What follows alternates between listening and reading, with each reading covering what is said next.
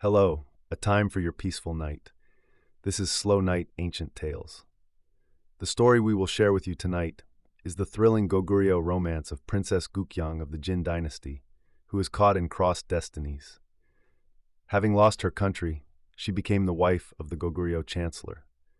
But while staying alone in an unfamiliar land, Gook-hyang finds herself uncontrollably torn between her past lover and her current fate. Shall we journey together now to the snowy inn where she is staying? Please close your eyes, find your most comfortable position, and listen to my voice. The story will now begin. That night she stayed in Gook-hyang's room, and the next day she went into the palace and came out. At the chancellor's residence, it was completely turned upside down as Gook-hyang had disappeared with Bawi on her back. The chancellor's wife, the lady of the house, and the one responsible for this grave incident, rolled her eyes and urged the servants, directing them to search here and search there. To lose a child? If it were a needle or a spoon, I would understand, but to lose a child and the woman carrying him? Look carefully everywhere. As a result of a thorough search, it became clear that Gook-hyang, carrying the child on her back, had gone out the main gate and walked endlessly toward the north. Could she have gone to Mount Seokdasan? The chancellor's wife said this. Hearing this, the chancellor seemed startled. Mount Seokdasan? Why do you mention Mount Seokdasan? Well, the princess persistently asked about the way to Mount Seokdasan this morning. Carrying a 1-year-old child on her back for 60 ri to Mount Seokdasan in this scorching heat of August. Since a year has passed since she gave birth to Bawi and her face has bloomed so palely, it seems she has caught the wind of romance. Goodness, catching the wind of romance. However, this deeply pierced the chancellor's heart. A young man named Jang-ryang had constantly appealed to and criticized the princess, asking if the Jin dynasty's bloodline would end with her. Could it be that these words lodged in the young woman's heart, and today she is carrying the blood heir of the Eulji family on her back to seek out Jang-ryang at Mount Seokdasan? If that were true, it was a profound problem. The heavens themselves cannot command the actions of a passionate woman swept up in her passion. With the princess's passion, driven by the single thought of a bloodline, if she gave her body to the man named Jang-ryang and muddied the blood of the woman who bore a child for the Eulji family, it would be a disaster. Since she is a frail woman carrying a heavy burden on her back, if we chase her immediately, we might catch up to Gook-hyang before she falls into Jang-ryang's arms. Leave it to me, the father of my child, and please calm down. I will send someone to find and bring the princess back before she is exhausted by the heat. The chancellor roughly calmed the people down and came out to the reception room himself. After coming out to the reception room, he quietly called for Yon Pade, and he explained in detail to Pade the story of Princess Gook-hyang and the young man named Jang-ryang of the Jin dynasty, and asked him to chase after her, as it seemed Gook-hyang had run away following Jang-ryang, and if he met her, to speak to her nicely and unfold the situation peacefully to bring her back. Yon Pade, who had been digging for wild ginseng in Hyeongsan and followed Chancellor Eulji, living at the chancellor's house until now, and focusing only on reading the chancellor's books as he pleased, now took on the mission to bring back the chancellor's second wife, Princess Gook-hyang, for the first time, and departed toward Mount Seokdasan. On a certain day in August, when the lingering heat was still quite stinging, a woman was trudging along a road in the suburbs of the Goguryeo capital, Janggan. It was a pleasant road that was completely paved. The woman also seemed quite experienced at walking. Although she appeared to have a child on her back, she was walking down the road with very light steps. It was Gook-hyang, who had run away from Chancellor Eulji's house. Yes, you are a good boy, a good boy. Continuously soothing the child on her back, she went north and further north without hesitation. Gook-hyang had the experience of walking over 10,000 ri in the dead of winter last year. Her current goal was only a few dozen ri compared to last year. It would be no more than lying down and moving her legs a little. However, after undergoing the great task of giving birth, a woman's energy seems to break down a notch, and after walking just a few steps, her legs trembled slightly. She was going to find Jang-ryang at Mount Seokdasan with the single expectation of meeting him, earning a child from him, and giving birth to the successor of the Jin dynasty's bloodline flowing in her body, which had almost been cut off. Relying on her royal father's command, she had married into the Eulji family and gave birth to the heir of the Eulji family, which had been cut off. Then, this time, according to heaven's command, she had a great duty remaining to give birth to the one who would continue the Jin dynasty's bloodline. To fulfill this heaven-sent duty, she was betraying the chancellor and seeking out the young man. The hope of the 10 million legitimate descendants of the Jin dynasty hangs solely on the princess's body. A few years ago, when she extended her arm and let Jang-ryang hold it, he had held her hand, trembled, and appealed to Gook-hyang like this. To the passionate man who had appealed to Chancellor Eulji, Gook-hyang is my heaven-sent wife. The passionate man who had come tens of thousands of ri from Chenjing to the Goguryeo capital solely yearning for and following after Gook-hyang, her interest was quite deep. If you just keep going straight north, a mountain with many rooted legs will appear. That is Mount Sokdasan. With this vague direction, thinking that a person surely couldn't fail to find it, Gook-hyang, carrying the 1-year-old Bawi on her back and leaving the Eulji house, walked endlessly north and north, aiming for the mountain with many rooted legs. How many ri is this place called Mount Sokdasan from here? It is 20 ri now. Just go 10 more ri. A distance of 10 or 20 ri was just like right under her nose compared to the 10,000 ri journey last winter. But to Gook-hyang, whose energy was broken down a notch after experiencing the great history of childbirth, and especially with a body carrying a heavy child, it seemed infinitely far. At dusk that day, with 10 ri left to Mount Sokdasan, Gook-hyang had no choice but to rest for the night at a tavern. Gook-hyang comfortably rested her tired body for one night and woke up quite late the next day. Is a woman's childbirth really such a huge deal? Even looking at her experience from a year ago, she would sleep for one night and wake up to walk over 100 ri the next day. But now she had walked for only one day. Yet why was her body so exhausted? At this rate, it felt like her body would completely die off if she had 3 or 4 children. As she got up to steady her body, her legs trembled uncontrollably. She got up and opened the paper sliding door. When she did, it seemed that quite a few men and women outside were waiting for Gook-hyang to get up inside. As Gook-hyang slid the paper door open, quite a few people bowed respectfully toward the door. Among them, a young man in his 20s strode closely to the front of Gook-hyang's paper door. "Are you awake now? I am someone who runs errands at the Chancellor's house, called Yon Pade. Receiving the Chancellor's orders, I have been waiting since yesterday to escort the princess." And then he grabbed the stone step and stepped up, coming inside the paper door. Gook-hyang waited for Pade to come in and quietly closed the paper door again. "The Chancellor is very worried, isn't he? Is there any doubt he is worried? He strictly commanded me to run and escort the princess back immediately, so I came running all day yesterday."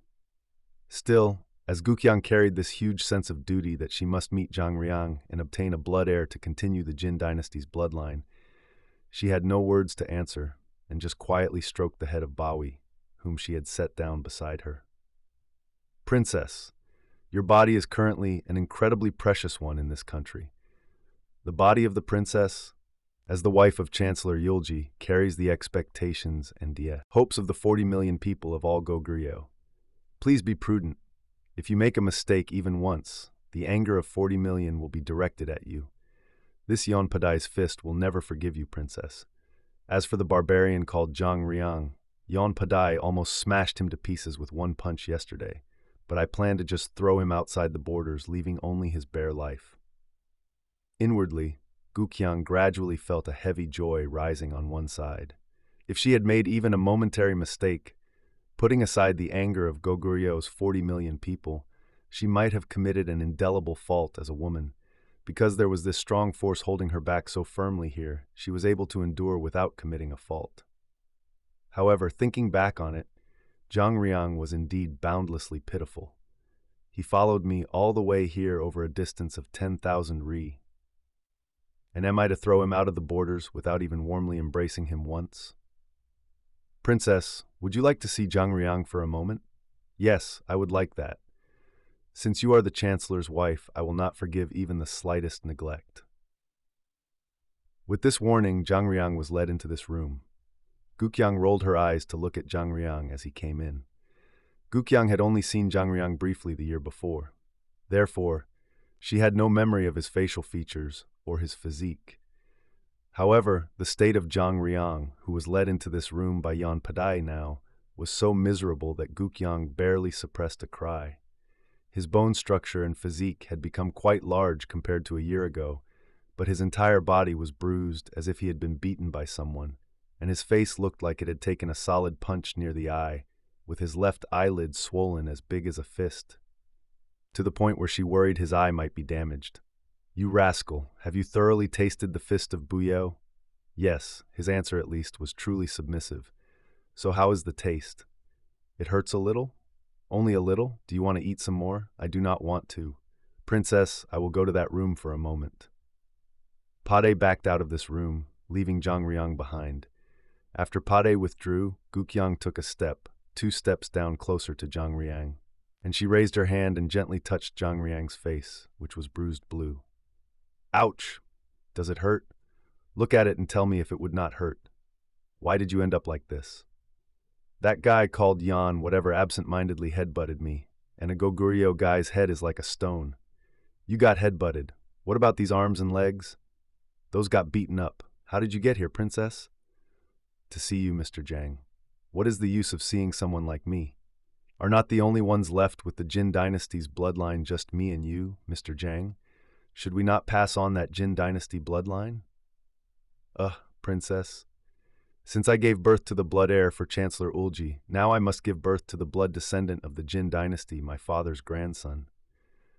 As if all the talk about hurting was a lie, upon hearing these words, Jang-ryang flexibly stood up, and he raised both arms and hugged Gook-hyang.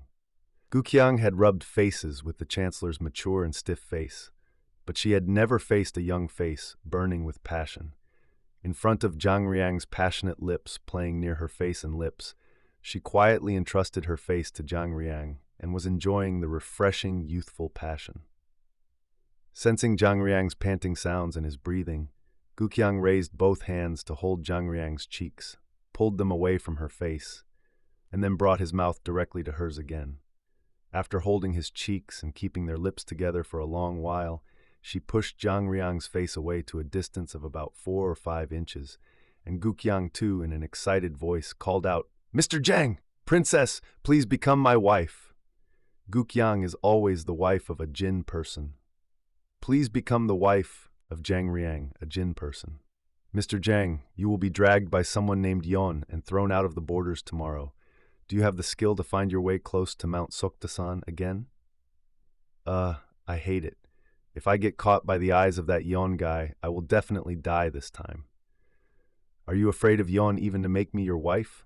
What use is a wife after I am dead? Can you not sneak in cleverly without getting caught?" Goguryeo patrols do not miss a single bird or a single fly. Gook-hyang's child, Bawi, started to cry as if throwing a tantrum. However, as if she didn't even care about that, Gook-hyang, saying, "Why is this little one making such a fuss?" pushed him away a little. Because she let go of Jang-ryang's cheeks that she had been holding in order to push Bawi, Jang-ryang, who was sexually excited to the point of going crazy, tried to embrace Gook-hyang's waist.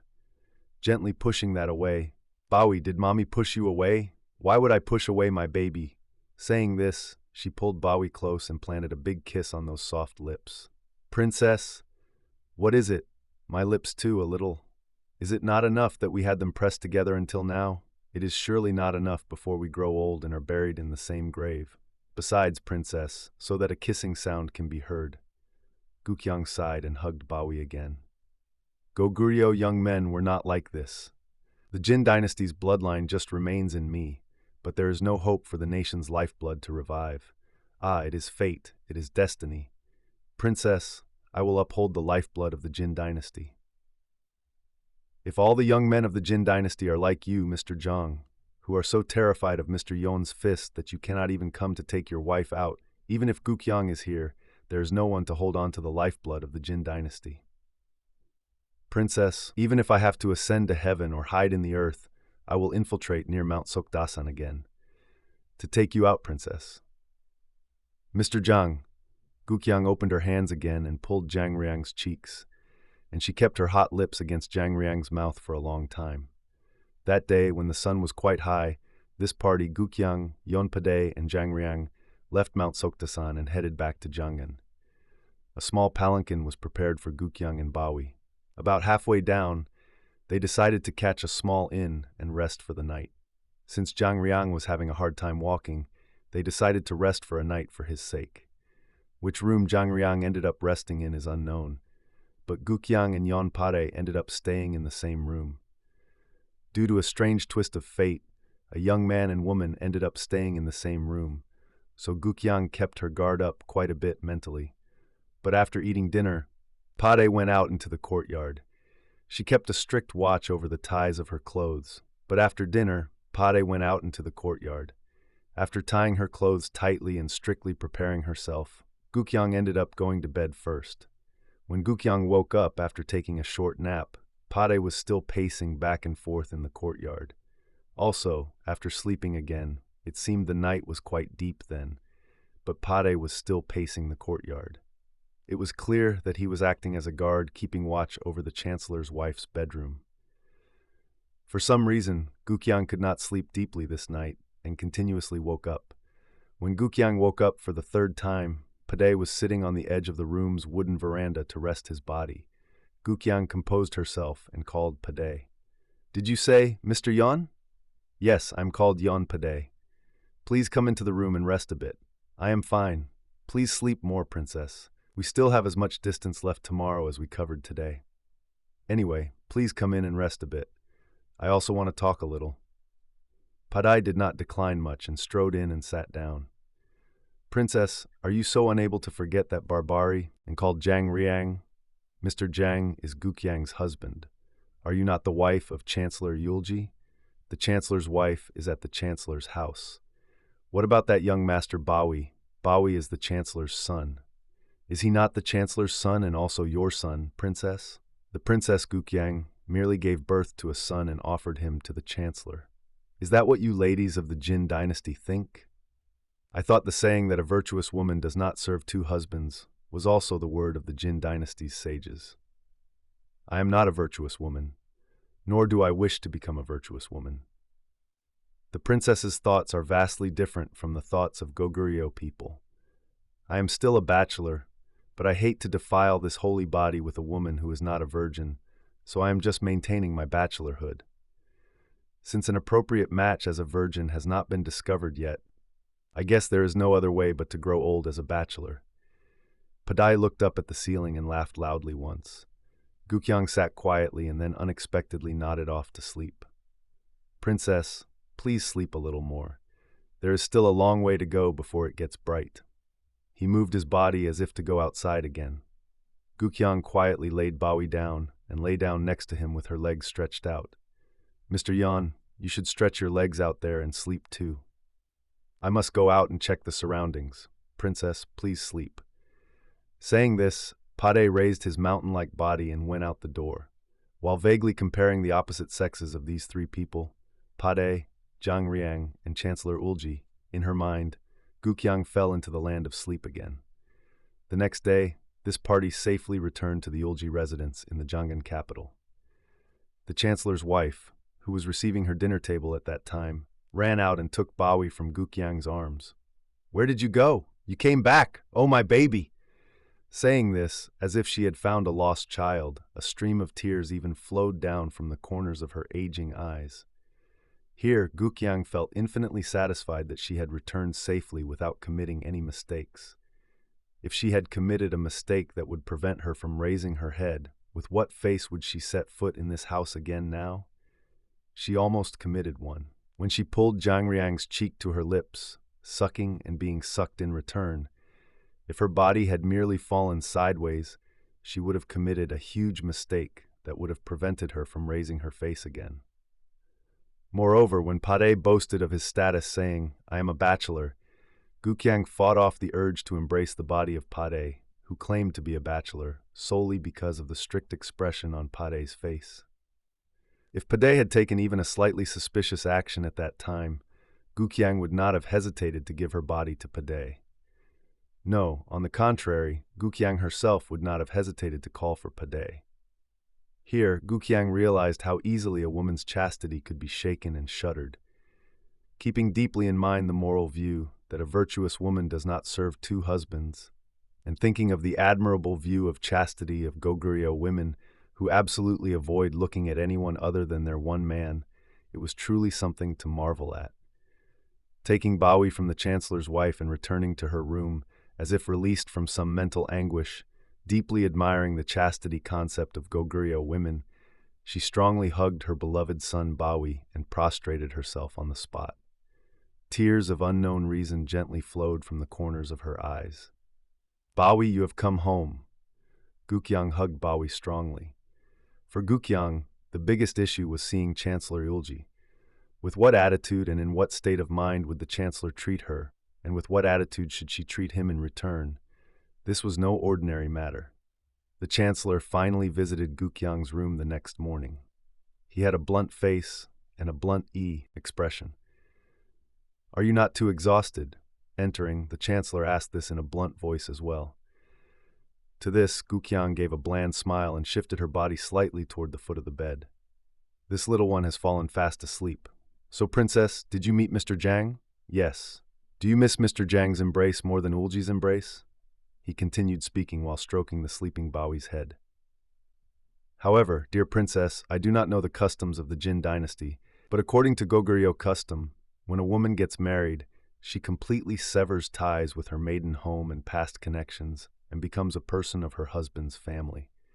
Since you married me with the Emperor's imperial permission and command, regardless of Mr. Jang or any other man, you must entirely forget your past connections.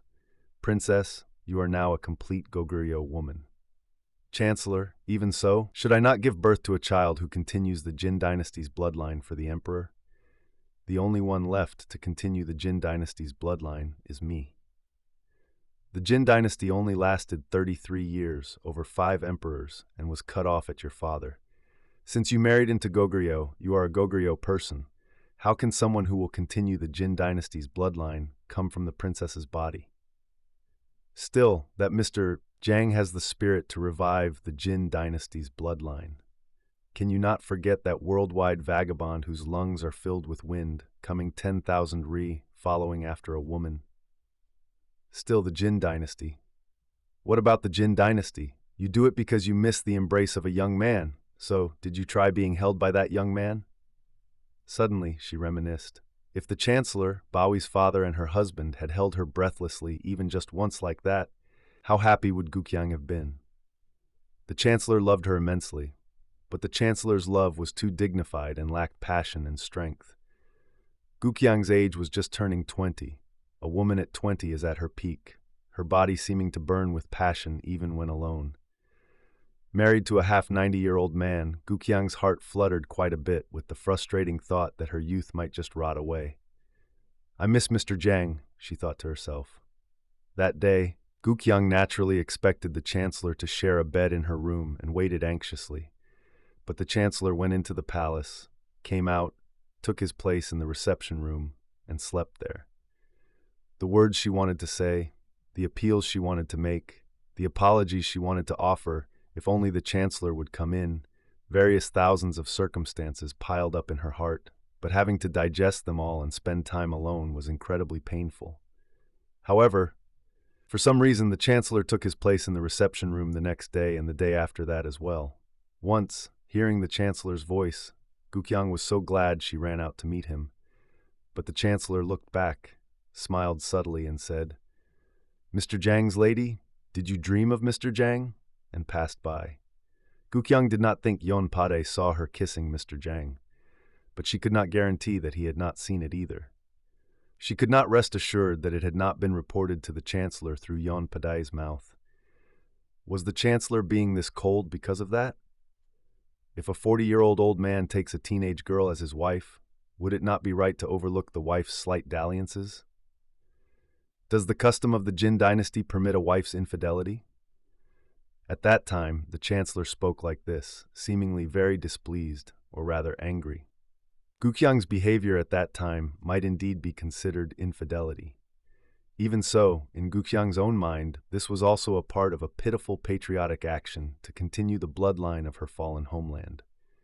The chancellor, who could not generously tolerate and accept that, seemed rather pathetic to Gook-hyang. Must one abandon one's homeland too because of going crazy over a red husband? Just as a Goguryeo person would have Goguryeo patriotism, a daughter of the Jin dynasty would have Jin dynasty patriotism. Must this also be abandoned for the sake of a husband? The treatment towards Gook-hyang at the chancellor's house changed significantly after she returned from Mount Sokdasan. Previously, the chancellor's wife would also visit Gook-hyang's quarters at any time, cooing at Bawi and playing for a long time, but now the wife never visited at all. She would have maids take Bawi to her quarters. The servant girls also caught on to this mood through unspoken understanding, and their attendance on Gook-hyang was not very refreshing. Compared to Gook-hyang's situation in the days when she came to marry into the Eulji family by imperial command, and as soon as she married, she gave birth to and presented a son, it was indeed a miserable state. She had no further fault than kissing Mr. Jang once. Yet did that lead to this result? Bawi eventually even slept in the chancellor's wife's room. On the first night, she experienced what it means to keep an empty room alone. Gook-hyang stayed up all night crying, sitting up, unable to sleep a wink. Gook-hyang became like a forgotten existence. No one interfered with her or paid her any attention. Not only could she not see the tip of the chancellor's nose, but Gook-hyang also had no opportunity to even hear his voice again. Never having slept alone since falling into the world from her mother's womb, and having always slept with at least a maid attending her, Gook-hyang acutely felt the loneliness and pain of keeping an empty room for the first time. Even though she was tolerated holding one Bawi, even that Bawi would frequently go to the chancellor's wife and not return. As autumn deepened into a dreary season for all things, the pain of sleeping crouched alone in a large room was hard to describe. At times like these, what acutely came to Gook-hyang's mind once again was the passionate embrace of the young Jin dynasty man named Jang-ryang. Jang-ryang was dragged away by the man named Yan Padai and thrown outside the borders. However, he promised to infiltrate back to take out his wife, Gook-hyang. If I get caught by Mr. Yan while infiltrating, I will be beaten to death.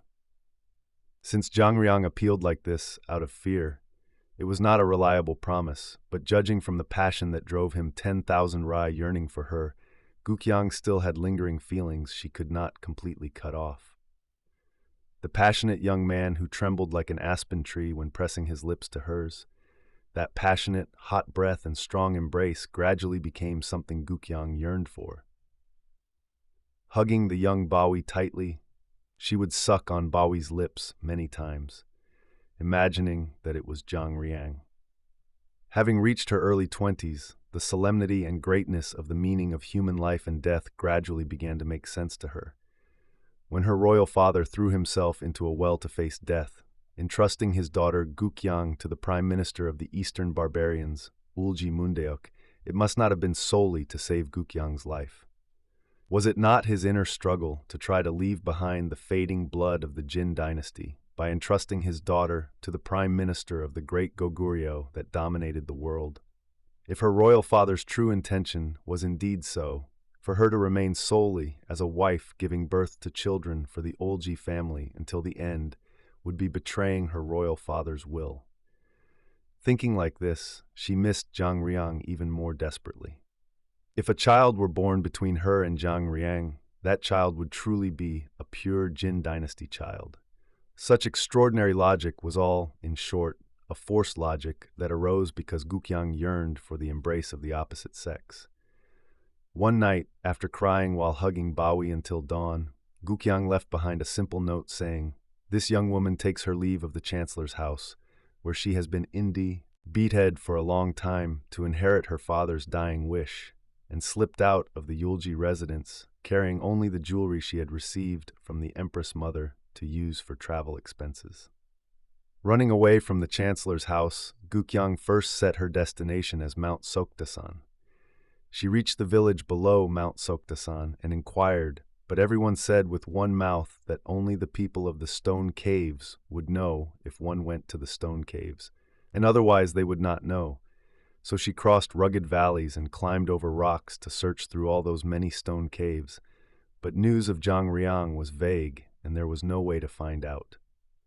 That evening, when she came down to the inn and locked herself inside, Gook-hyang was so completely exhausted that even her breathing was not smooth.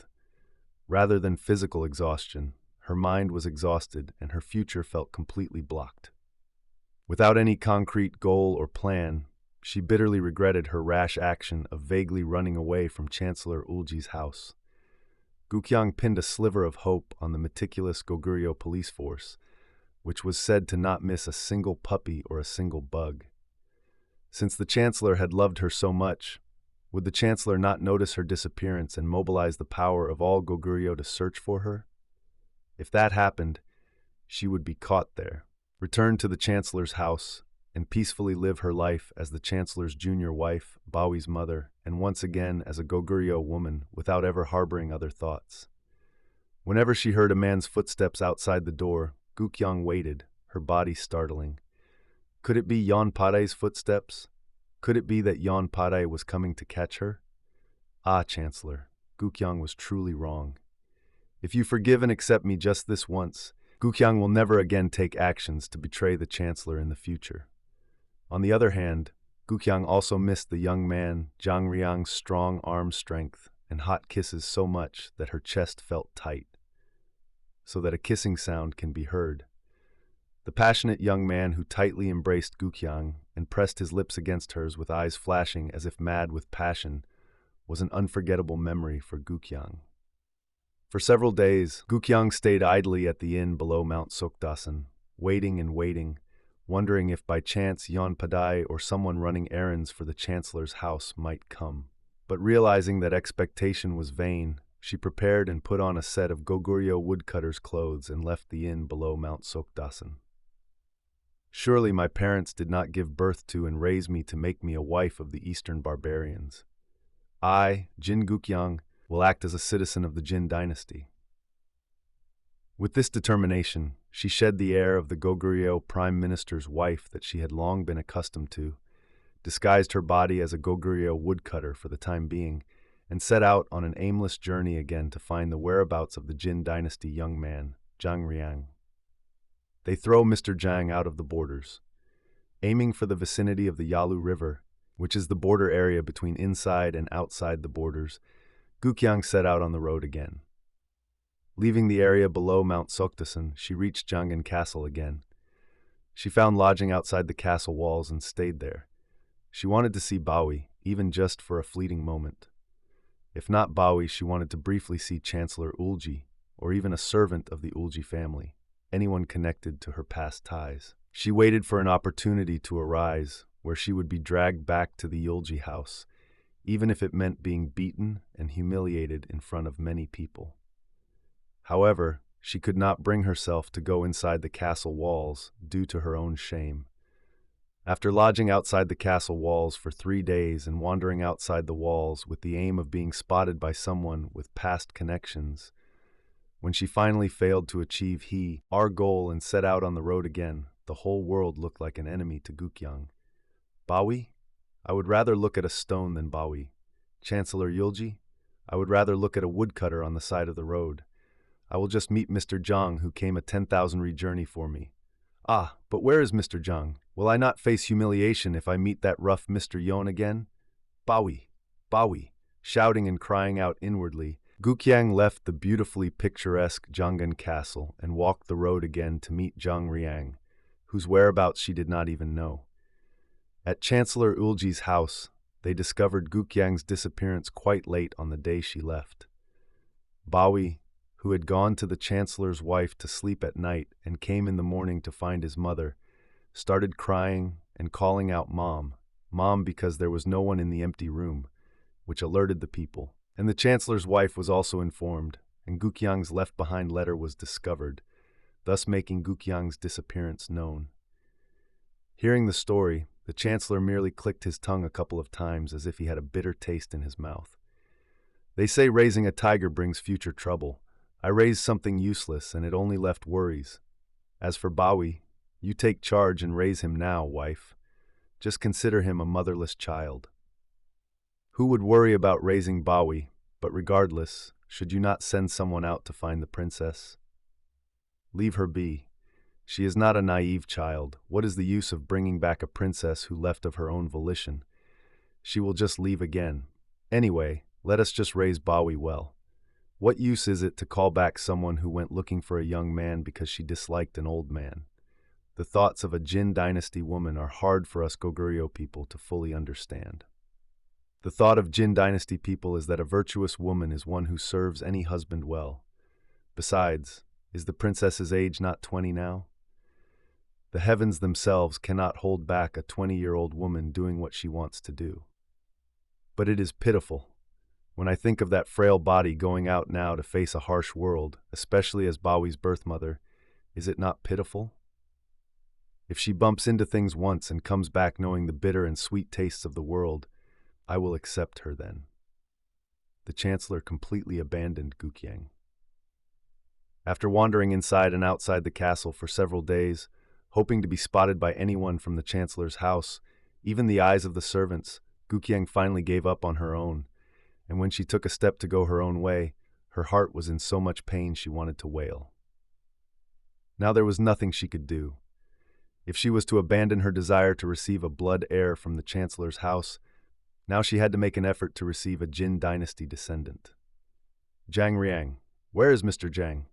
Where has Jang-ryang, the possessor of the Jin dynasty's bloodline who ran away after being beaten by Yon Pade, gone? To find news of Jang-ryang again, Gook-hyang went north and further north, thoroughly searching the banks of the Daedong River, the Salsu River, Hyangsan, Uiju, and every riverbank. She searched quite meticulously, but news of Jang-ryang after Mount Sokdasan was vague, and there was no way to find out. In this way, Gook-hyang, disguised as a woodcutter, crossed even the Yalu River while exploring news of Jang-ryang wherever she went. A distance of over 500 ri from Jangan, it was a short distance, not even a fraction of the 10,000 ri she came previously, but taking advantage of the short autumn days to walk and rest made it a tedious and endless road for Gook-hyang. Since she could not thoroughly search up and down the 1,000 ri banks of the Yalu River, she only searched the banks of the transportation routes to the Great Empire while heading north, but Gook-hyang kept feeling pulled back as if she had dropped Mr. Jang somewhere. Across the Yalu River, there were Malga villages quite sparsely spread out. Although Gook-hyang had become the wife of a Goguryeo chancellor and gave birth to a child and kept house in a Goguryeo family, what she had learned during that time were entirely the customs and language of Goguryeo's upper-class society. She was completely a stranger to the customs here, which had formed new language customs by mixing the customs and languages of the Malgal and Buyeo tribes. Gook-hyang made quite an effort to somehow break through safely without giving off a foreigner vibe in these unfamiliar customs. While pushing through with such quite an effort, Gook-hyang finally collapsed from illness. It was just at the entrance to the 700 ri Liaodong. At first, she considered it a minor fatigue-induced illness and thought nothing of it. But after resting at the inn for a day and trying to set out the next day, her head spun so much that she absolutely could not leave. She called the innkeeper lady. "Innkeeper lady, I will rest one more day. Oh, my head hurts." Gook-hyang laid her body down in a room that was quite warm with an underfloor heating system of the Buyeo style and started suffering from the illness. "Bachelor guest, you must be suffering from travel fatigue." "Whether it is travel fatigue or what, oh, my head hurts. Shall I call for a doctor? If there is a doctor, please invite one.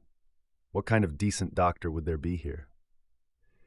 In the mighty nation of Goguryeo, there were usable doctors even in rural villages like this. A doctor was invited for Gook-hyang and felt Gook-hyang's pulse. After feeling Gook-hyang's pulse and looking her up and down for a long time, the doctor said, "I have a matter to quietly discuss with this guest, so please, others step outside for a moment," and made the request. Although the only other person was the innkeeper lady, after she heard this request and quietly got up and went outside, the doctor looked at Gook-hyang's hands with both of his hands and asked, "Guest, you are a woman, are you not?" You are a woman? Having her truth pointed out unexpectedly, Gook-hyang hesitated for a moment, not having a plan on what to answer. It is not that you have a particular illness in your body, but rather a pregnancy combined with travel fatigue, so if you rest your body stably, there will be no trouble. Calculating the dates, if this were indeed a pregnancy, it undeniably belonged to Chancellor Eulji's second child. Regardless of calculating or not, since she was someone who knew no man other than putting her lips to the person named Jang-ryang, if pregnancy is something that happens only after a man and a woman touch skin and sleep together, there would be no one in this world other than Chancellor Eulji with whom she had done such a thing. For Gook-hyang, who emotionally knew several men like Jang-ryang and Yan Padai, she was momentarily startled by the doctor's words about pregnancy. But as someone who had nowhere under heaven to present this except the Eulji family and say, "This is your child," she suddenly felt a kind of joy that another one was created. Gook-hyang explained to the doctor that she was a maiden from a respectable family who had married into a respectable family, and although she ran away from her in-laws due to family circumstances, the child was of noble status with nothing to be ashamed of under heaven. After sending the doctor back, Gook-hyang sat blankly. She had rejected the Eulji family and ran away, but at that time, the seed of the Eulji family was already inside her body. I am a person who has no right to betray the Eulji family. Being the wife who bears the children of the Eulji family is a mission heaven has imposed on me. My royal father's dying wish? The Jin dynasty? Gook-hyang sincerely thanked heaven's arrangement that allowed her to just continue maintaining purely this body that almost became ruined, unable to raise its face and meet people by defiling itself. However, after this child in her womb, B comes out into the world in the future, will the Chancellor acknowledge it, saying, "This is certainly my child"? Since running away from the Chancellor's house, she had come into contact with numerous men in the meantime. With passing farmers and woodcutters too, due to the chilly weather, she had spent the night holding and being held several times. While holding each other with men she had never seen before in her life, as their warm body temperature permeated her, there were times when her lust as a 20-year-old young woman who had given birth stirred. This and that aside, I am Eulji Mundeok's wife who knows no other man. I am the birth mother of the young Bawi, who will be the future master of the Eulji family. Gook-hyang called the innkeeper lady and said something similar to what she told the doctor, saying it seemed she was pregnant, and asked her to clean up a back room so she could stay until she gave birth, and moved her body to the back room. As if the doctor's words were unmistakable, as soon as Gook-hyang moved her body to the back room and lay down to recuperate, her taste buds clearly changed. She craved foods she normally did not eat. Her sense of smell became acute, and a child was clearly growing inside her belly. Unlike when she conceived Bawi, experiencing morning sickness during a life away from home where everything was lacking, it felt miserable to have to endure this for the next 7 or 8 months.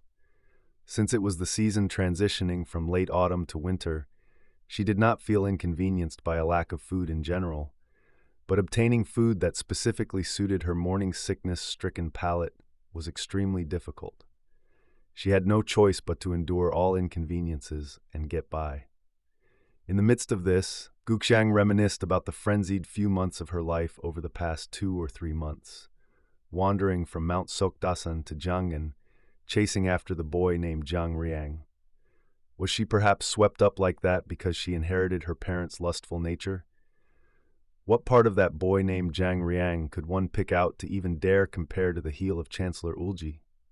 Guessing, was not the boy named Jang-ryang just one favored boy of the Empress Mother, steeped in the lustful customs of the Jin palace? If that were indeed so, even just offering her lips to that Jang-ryang and kissing him is an unforgivable sin of incest in this land of Goguryeo. How could he dare be compared anywhere to Lord Eulji, the weighty and strong chancellor of a nation? Her abandoning the Eulji residence and running away to yearn for that Jang-ryang and have him create a child to continue the Jin dynasty's bloodline, was that not the result of the lustful blood she inherited from the Empress Mother? What kind of wind made her, who had an unshakable and strong position as the wife who bore the son of the Eulji family, run out of that house? Was it not purely the product of her own lustful desire, yearning for the embrace of a young man and wanting to be held in a young embrace? Because of this, did she not abandon even her child named Bawi, born through her body's pain, and abandon everyone from the chancellor, who cherished her so much, down to the chancellor's wife and the servants of that house, and run to Mount Sokdasan? She had heard that when Goguryeo women developed lust for a man other than their husband, they would brand their own bodies with a fire poker to naturally suppress the lust. Why did she not have the courage to brand her body with a fire poker? Bawi, he must be walking quite well by now. To abandon even that adorable Bawi and run away from the Eulji house following Jang-ryang, she was truly crazy. She desperately missed her beloved son Bawi, who could probably speak easy words by now. Also, since it is clear there is a child in her belly, is this also the second son of the Eulji family, about to be born as cute as his older brother? Liberated from all past distracting thoughts, Gook-hyang focused solely on prenatal education, agonizing to get a good second son. Whether a girl or a boy will emerge in the future is unknown, but it is clearly the child born between the man and woman, Chancellor Eulji and Jin Gook-hyang. That Jin Gook-hyang had a moment of wandering romance after this child entered her belly, but this child alone is the sacred and pure child of Chancellor Eulji, Lord Eulji Mundeok. She endlessly repented for her foolish action of rejecting the Eulji house and running away out of yearning for the boy named Jang-ryang, who was likely the favored boy of the Empress Mother. Relationships between men and women cannot be built solely on sexual desire, like the Jin dynasty palace that boasted of 3,000 concubines. Because she inherited the lustful Jin dynasty blood, she almost ruined this body of hers. Seeing that she, who wanted to marry into the Eulji family and take pride in being a Goguryeo wife as the chancellor's wife, still tried to follow the path of a Jin dynasty woman, she could not help but feel anew the great relevance of bloodlines. The person who was the innkeeper lady of this inn was a Goguryeo woman, through whom the tradition flowed purely from Buyeo to Goguryeo. As the manager of an inn, established by the country to look after the convenience of travelers, she was a woman who became single early on and had lived for 20 years maintaining this single inn. She was a Goguryeo woman of strong will and reliability. Believing Gook-hyang's words exactly as they were, that she was a daughter-in-law of a respectable family who ran away due to family circumstances, men are all fools, to let go of such a pretty wife. But miss, your face looks much worse than when you first came to our house. Is it because the food and lodging do not suit you? Saying this, she came out and held Gook-hyang's hands. Consider this your home and put your mind at ease. If there is anything you want to eat, just call for anything.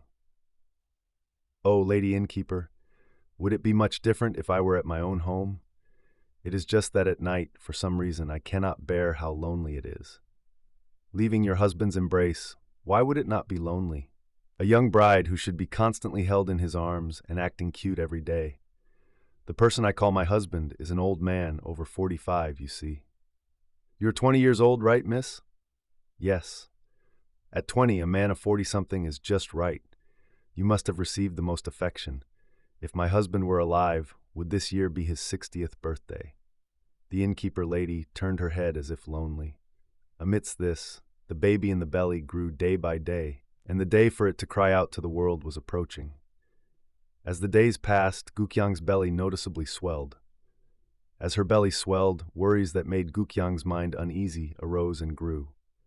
That was a worry about whether, after this child in the womb came out into the world, the child's father, Chancellor Eulji, would acknowledge it, saying this is definitely his child, or whether he would abandon it, saying he does not know the father. Her physical chastity had nothing to be ashamed of under heaven, but for Gook-hyang, who could not confidently claim her mind's chastity was entirely intact, especially given her history of holding and kissing Jang-ryang and spending a night in the same room as Yan Pade, her chastity was not something she could proudly boast of in front of others. There are the words of ancient sages that if your heart is swayed by another, your chastity is already broken. But because of this, Gook-hyang could not help but feel a pang of anxiety toward the child in her womb. At times like these, the innkeeper lady, who possessed the specific traits of a Goguryeo woman just as they were, was a good partner for discussion for Gook-hyang. "Lady innkeeper? Yes? Please come in for a bit." "Why are you doing this? I'm busy." "Just come in for a moment." "Right. Pell, ease lie down with your legs stretched out like that." "What is wrong with this miss? Looks like she is thinking of her husband." "I do think of my husband. Why would I not?" Saying this, Gook-hyang also laid down next to the innkeeper lady. "Ma'am, on earth, who does a child resemble?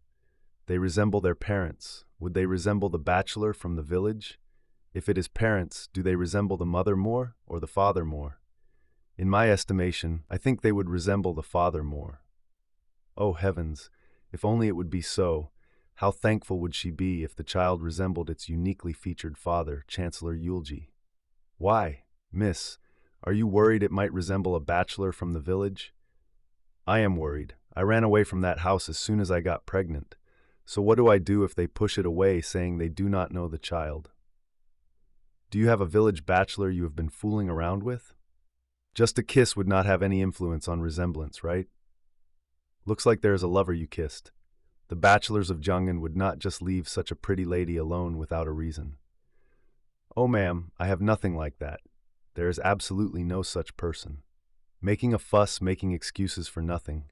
It seems things like kisses, even done 1,000 or 100 times, cause no particular trouble. It is just sleeping together that decides whether a child is made or not. Gook-hyang's heart resonated deeply at the mystery of sleeping together. The only person in this world with whom she had a past of sleeping together was Chancellor Eulji. No matter who or what anyone in the world says, this child in the womb is the seed of Chancellor Eulji. One day, when Gook-hyang was sitting blankly caressing the unusually active baby in her belly, "These barbarians, really, because they eat up all the grain, the barbarian land is short on grain." The innkeeper lady grumbled. "Are you here, miss?" and came into Gook-hyang's room. In general, Goguryeo people collectively called all races that were not Goguryeo people barbarians, so unable to distinguish the boundaries of these barbarians well. Gook-hyang. "What kind of barbarian is this barbarian?" asked. "A barbarian has been staying in the guest room for a while, and he keeps bothering me to get him married.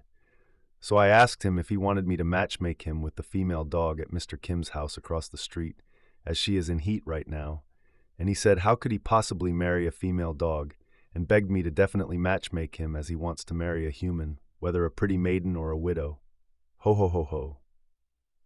The innkeeper lady laughed heartily and cheerfully once. "Then this rascal crawled into my room. Then he lifted the corner of my blanket and jumped into my bed. So I jumped up and sat on him. Then he whimpered, saying he came tens of thousands of rai from a barbarian land called Jin or Liang, following a woman all the way to the capital Jangin. But he lost the woman he aimed for to someone else and was going back to his country. But returning without getting a wife after coming all the way to Goguryeo would mean losing face. So he was trying to touch even an old hag like me. Did he not rub his hands together begging?" Gook-hyang could not remain completely indifferent to that barbarian who claimed to have traveled 10,000 ri from Jin or Liang. Could it be Mr. Jang? "So is that barbarian person still here? He says he would rather die than leave before I get him married. So since I was looking for a farmhand anyway, I told him to stay a while doing farmhand work too." "Then it looks like he will marry you, ma'am." "Even if I were to think of a husband in the future, would I attach the male dog from behind the house or attach a barbarian? What do you say, miss? Do you not miss your husband? Shall I matchmake you?" "If I miss my husband, I hug a pillow and sleep. I hate such persistent barbarians." "Indeed, since you have a baby in your belly, you would then miss him more." That day, when the sun dipped a bit, Gook-hyang quietly opened her door and looked out upon hearing the sound of the farmhand sweeping the courtyard in front of her room. There, Gook-hyang discovered Jang-ryang. The eyelids that were swollen puffy from being beaten by Yanpade had all healed back, but perhaps due to poverty in the meantime, Jang-ryang, who was haggard and thin, was holding a courtyard broom and sweeping the yard when he turned his head this way at the sound of the door opening. Mr. Jang! A whisper slipped out of Gook-hyang's mouth unexpectedly. Jang-ryang glanced up and looked directly at Gook-hyang. He seemed to recognize Gook-hyang. However, unable to comprehend the meaning of finding Gook-hyang in this remote corner, he just stared blankly for a moment. Only then, "Princess!" he shouted once, threw away the broom in his hand, and rushed into Gook-hyang's room. "You barbarian! Where do you think this is, rushing into the guest room?" The innkeeper lady, startled, tried to chase Jang-ryang back out, but Gook-hyang, saying, "He is someone I know," pushed her away. "Is he someone you know, miss? Still, be careful. Having lived with him, he is the most sinister, shameless, and brazen guy in the world, and what is more, a sex maniac. Where on earth are you from, rascal? You are clearly not a Goguryeo person. So where on earth are you from?" "Me?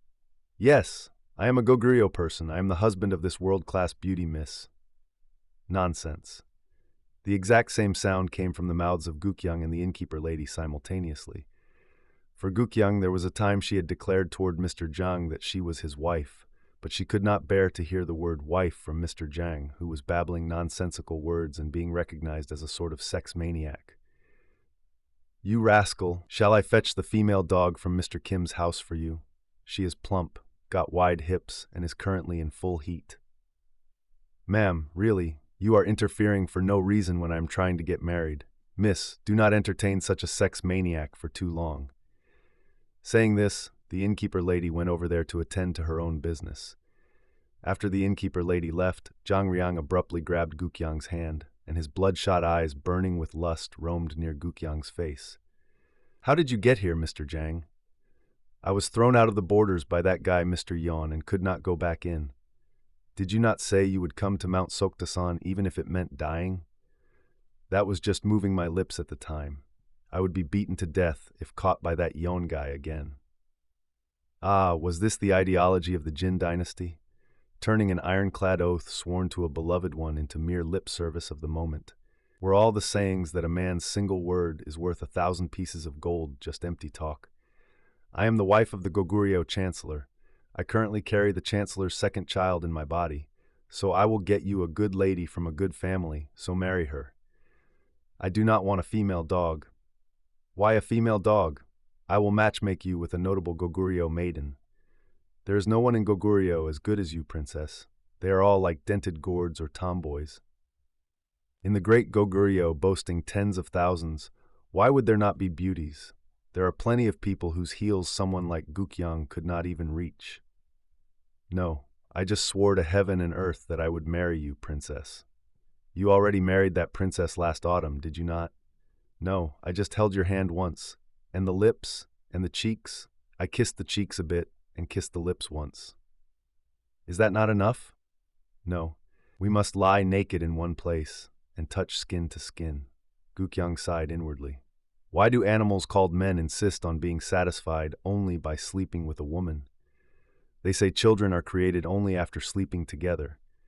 Feeling a sentiment close to fear regarding the mystery and bizarre workings of sleeping together, feeling anew that because of this, a woman's chastity is determined by whether she has slept with someone, and realizing acutely that since a woman has married and given birth to a child inheriting one man's bloodline, the purity of that bloodline must be protected.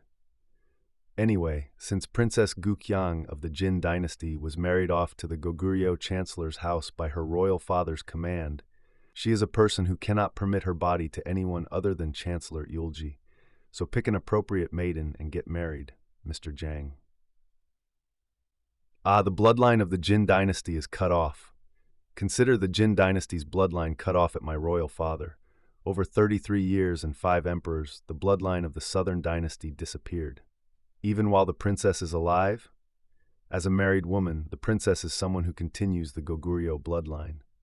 I am Gook-hyang, who believed Mr. Jang's words that you would come to Mount Soktasan to take me out, and betrayed and ran away from the chancellor's house to which I owed a mountain of debt. But as long as the chancellor's seed is in this body, there will be a day the chancellor calls for me. I am the wife of Chancellor Eulji, whom the entire Goguryeo population looks up to uniformly like a parent. I am not in a position to associate long with someone like a puppy of the Jin dynasty like Mr. Jang, so step out. I will discuss with the lady of this house, and in return for the Jin dynasty giving a princess to Goguryeo, I will seek out a maiden from this country and give her to you, so take that maiden and live well. Princess, from now on call me the Chancellor's wife. Chancellor's wife. Chancellor's wife. What do you mean the princess of the Jin dynasty is the Goguryeo Chancellor's wife? Ah, the Jin dynasty has also fallen. Did you just realize it has fallen? Anyway, stay at this house for a while. As for room and board expenses, I will repay those expenses by working as a farmhand. Then I will pick out a good maiden for you. And so Jang-ryang ended up staying as a freeloader at this inn. Thus, Jang-ryang came to board and lodge at the inn in an unclear status, neither a guest nor a servant. However, the innkeeper lady worked Jang-ryang roughly as if he were a servant. As for Jang-ryang, no matter how much she worked him, he did his work faithfully, saying, yes, yes, without lamenting. But what made Gook-hyang uneasy was the worry that he might commit such an act again, based on the fact that Jang-ryang had crawled into the innkeeper's room in the middle of the night and been chased out earlier. If Jang-ryang were to crawl in this time, it certainly would not be into the 40-something innkeeper's room. With Gook-hyang, whom he had yearned for and followed all the way from the Jin dynasty, living in the same house, why would he abandon her and enter an old woman's room? Miss, be careful. That barbarian is the most sinister guy in the world. What if he crawls into your room? I will just handle it once, since I am not a virgin anymore. Saying things like that leads to experiencing it once. Ma'am, please do not worry. I am a Goguryeo wife. A Goguryeo wife has learned early on the skills to protect her own body. Do not worry about me, ma'am. Just watch out for yourself. If he enters my room, I will just sit on him and rub him again. What will you do if sitting and rubbing reminds you of your late husband? I am someone who has forgotten all such thoughts. Just take good care of yourself, miss. In fact, since Jang-ryang was willing to jump at even a female dog, regardless of shame, her personal safety could not be guaranteed. When she was under her royal father's care, she had learned some self-defense martial arts as a woman, but having completely neglected them while giving birth and managing a household in the meantime, she now had no confidence in defending herself. She was just holding out, relying solely on the mindset that she Wei Yi as a Goguryeo wife. As winter approached, this remote inn had no guests, and the two women and Jang-ryang were lonely guarding it. During that time, the innkeeper lady asked Gook-hyang to share a room several times, but Gook-hyang refused with a single phrase, "Please do not worry," and occupied a single room alone, caressing her growing belly. The year changed and the new year arrived. On a certain day of that new year, Gook-hyang felt extremely uneasy for some reason that day, so after eating dinner, she went to bed early. The baby in her belly kicked unusually hard, making her body feel quite unwell too. The innkeeper lady slept in the inner room. It seemed Jang-ryang had gone out to a gambling den looking for a friend he recently made. While she had even blown out the candle and was lying alone thinking this and that, suddenly she heard the sound of the kitchen door attached to Gook-hyang's room creaking open. Gook-hyang, who normally kept strict watch over her body, fortified her defenses even more and lifted her head from the pillow to listen for movement. She heard the sound of Gook-hyang's room door creaking open. From the sound of that door opening, Gook-hyang immediately intuited, without a doubt, that it was Mr. Jang. Putting aside the smell of garlic wafting into the room, there would be no one creeping into this room in the middle of the night knowing Gook-hyang was alone, other than Mr. Jang. When thinking of the situation of Mr. Jang, who followed her 10,000 rai from the Jin dynasty to Goguryeo, suffered such humiliation from Mr. Yon, and was thrown out of the borders, yet still could not discard his yearning heart, she felt pitiful on one hand. However, on the other hand, she was an imperial princess of the Jin dynasty, and he was merely a nameless woodcutter, yet his persistent following was also boundlessly detestable. Moreover, coming to Goguryeo and continuing his past intentions toward her, whose status was settled as a married woman and the chancellor's wife, that detestable mindset looked extremely hateful to Gook-hyang. "You rascal, just you wait and see." Gook-hyang moved her body slightly to correct her posture, preparing her body position to cope with this incident. The suspicious man who entered the room, since things had already come to this point, did not even make an effort to hide his footsteps. He took a couple of long strides toward Gook-hyang. Then, moving his hands to estimate roughly where Gook-hyang's body was, he stepped 1 foot over across Gook-hyang's body, straddled her, and began to gradually sit down. Just as the suspicious man's body was about to completely overlay Gook-hyang, Gook-hyang, who had been preparing her body, raised herself like lightning, grabbed the man's arm, raised both feet, and kicked his stomach, launching him upward. In that moment, the suspicious man's large body flew into the air once, smashed through the paper sliding door, and was thrown out into the courtyard. If Gook-hyang had used even slightly less force, the man would have caught on the threshold and broken his back. Smack! At the loud noise of him tumbling onto the icy ground of the courtyard, the innkeeper lady, who was sleeping in the inner room, woke up startled. What is this sound? Gathering her clothes, she rushed out to the courtyard. Coming out, she discovered Jang-ryang sprawled out long there. "You barbarian! Why are you sleeping in the courtyard?" "Miss, are you hurt anywhere?" "Why would I be hurt? Did this barbarian not crawl into your room, miss? He was a sinister guy after all." "A barbarian? As he came in the door, I threw him from the house to the courtyard. Is that the barbarian, Mr. Jang? The paper door of your room is all broken and such. Are you sure your pregnant body is not hurt anywhere?" Gook-hyang groped around and lit a candle on the candlestick. During that time, the innkeeper lady grabbed Jang-ryang, who was just regaining his senses from fainting, and brought him into the room. Today's story ends here. In the deep of the night, when her former lover Jang-ryang smashed through the paper sliding door and jumped in, what kind of fate-altering choice will Gook-hyang ultimately make? I will continue to tell you the rest of her story next time. If the story I told you tonight lingered interestingly in your ears, please subscribe, like, and set up warm notifications. Your support gives me great strength in preparing the next story. Then, I hope you put down all your worries and concerns tonight as well, and sleep peacefully amidst sweet dreams. Good night.